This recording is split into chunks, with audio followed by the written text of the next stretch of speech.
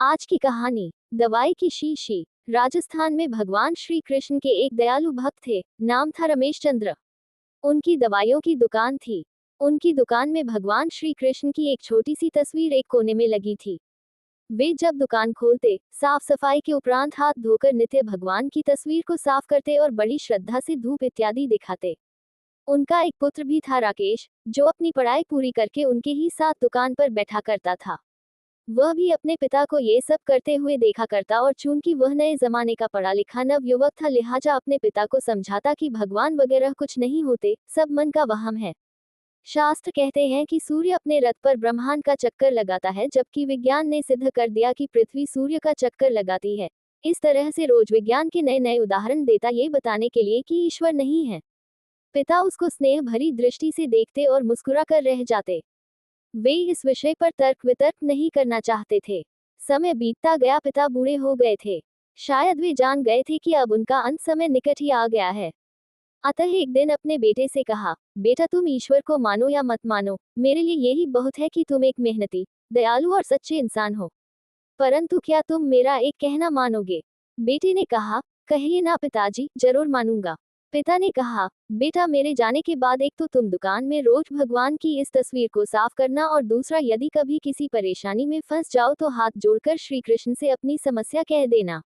बस मेरा इतना कहना मान लेना। पुत्र ने स्वीकृति भर दी। कुछ ही दिनों के बाद पिता का देहांत हो गया। समय गुजरता रहा। एक दिन बहुत तेज बारिश पड़ रही थी। राकेश दुकान में दिन भर बैठा रहा और ग्राहकी भी कम हुई। ऊपर से बिजली भी बहुत परेशान कर रही थी। तभी अचानक एक लड़का भीगता हुआ तेजी से आया और बोला, भैया ये दवाई चाहिए, मेरी माँ बहुत बीमार है। डॉक्टर ने कहा ये दवा तुरंत ही 4 चम्मच यदि पिला दी जाए तो ही माँ बच पाएगी, क्या ये दवाई आपके पास है? राकेश ने पर्चा देखकर तुरंत कहा, हाँ ये है। लड़का बहुत खुश हुआ और कुछ ही समय के लेन देन के उपरांत दवा लेकर चला गया। परंतु ये क्या, लड़के के जाने के थोड़ी ही देर बाद राकेश ने जैसे ही काउंटर पर निगाह मारी तो पसीने के मारे बुरा हाल था, क्योंकि अभी थोड़ी देर पहले ही एक ग्राहक चूहे मारने की दवाई की शीशी वापस करके गया था। लाइट न आने की वजह से राकेश ने शीशी काउंटर पर ही रखी रहने दी कि लाइट आने पर वापस सही जगह पर रख देगा। पर जो लड़का दवाई लेने आया था, वह अपनी शीशी की जगह चूहे मारने की दवाई ले गया, और लड़का पढ़ा लिखा भी नहीं था। हे भगवान, अनायास ही राकेश के मुंह से निकला, ये तो अनर्थ हो गया।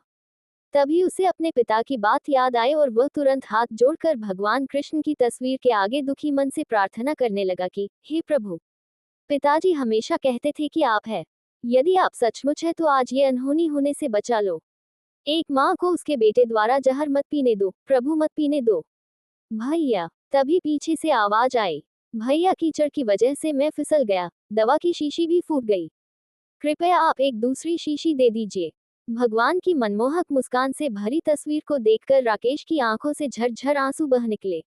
आज उसके भीतर एक विश्वास जाग गया था कि कोई है जो सृष्टि चला रहा है। जिसे कोई खुदा कहता है तो कोई ईश्वर, कोई सर्वव्यापी कहता है तो कोई परमात्मा।